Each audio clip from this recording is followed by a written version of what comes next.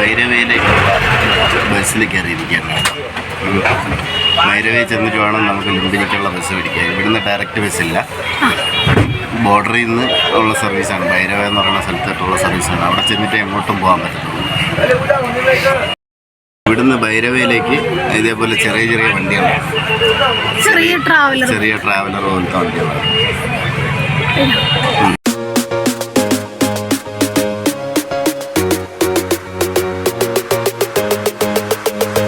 നമ്മളവിടെ ഭൈരവയിലെ ബസ് ഇറങ്ങിയിട്ട് ലുംബിനി ഗേറ്റിൻ്റെ അങ്ങോട്ട് നടക്കുകയാണ്. അപ്പോൾ ഇവിടുന്ന് നമുക്ക് ബസ് കിട്ടും ലുംബിനിക്ക് പോകാനായിട്ട്.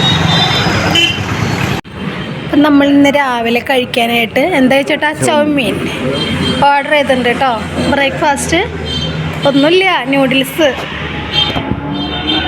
അവിടുന്ന് ചൗമീനൊക്കെ കഴിച്ചിട്ട് ഇത് ലുംബിനി ഗേറ്റിലെത്തിയിട്ടുണ്ട് കേട്ടോ.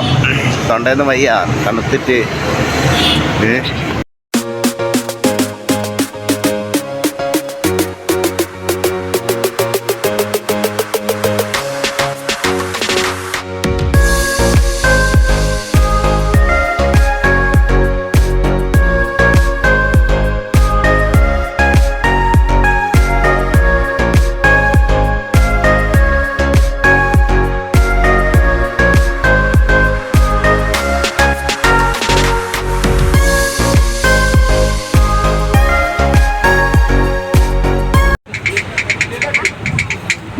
കാണുന്നുണ്ടോ എന്ന് ഞങ്ങൾക്ക് അറിഞ്ഞൂടാ.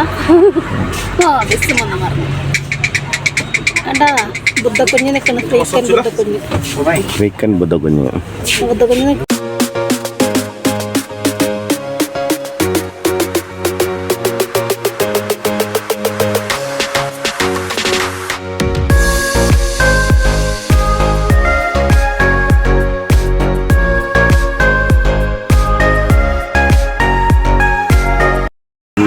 കുണ്ടിയിൽ കുറേ ആൾക്കാർ ഇറങ്ങി, കുണ്ടിയിൽ കുറേ ആൾക്കാർ കയറി.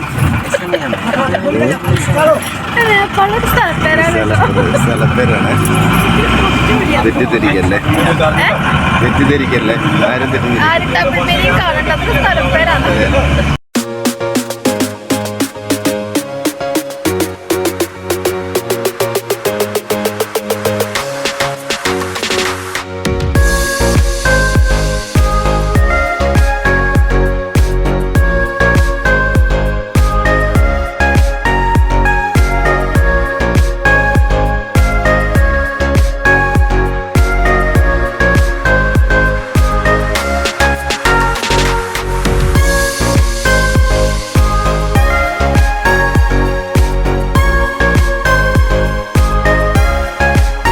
ഹലോ ഗൈസ്, അപ്പം നമ്മൾ ബുദ്ധൻ്റെ ജന്മസ്ഥലത്ത് എത്തിയിട്ടുണ്ട്. എവിടെ എത്തിയിട്ടുണ്ട്?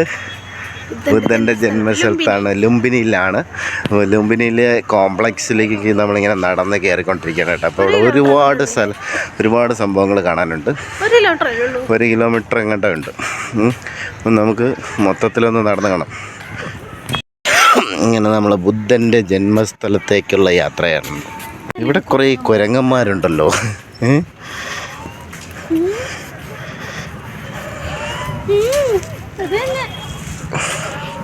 ഒറ്റയ്ക്കിരിപ്പുണ്ടല്ലോ. ഇവിടെ കുറേ ആൾക്കാരിരുന്ന് തലയൊക്കെ ചീകിയൊക്കെ മിനുക്കി റെഡിയാക്കുന്നുണ്ട്. ഇന്ന് സ്കൂള് മുടക്കായോണ്ട് എല്ലാ പിള്ളേരെയും പിടിച്ചിരുത്തി കഥകളും കാര്യങ്ങളൊക്കെ പറഞ്ഞു കൊടുക്കുന്നുണ്ട്. അതേപോലെ വൃത്തിയുണ്ടാന്നൊക്കെ നോക്കുന്നുണ്ട്. നല്ല തണുപ്പുണ്ട് പോകാനേ. എന്താ ഇവിടെ തണുത്തോണ്ടിരിക്കുന്നതാണോ? തണുപ്പായോണ്ടാണെന്നോ ഇവിടെ പാവം ഉണ്ട്. ഇവര് 3 പേരും കൂടെ തണുപ്പായോണ്ടിരുന്നു. എല്ലാവരും കൂടിയിരിക്കുകയാണ്. തണുപ്പായോണ്ടേ ഭയങ്കര തണുപ്പാണ് കേട്ടോ. ഒരു രക്ഷയില്ലാത്ത തണുപ്പ്.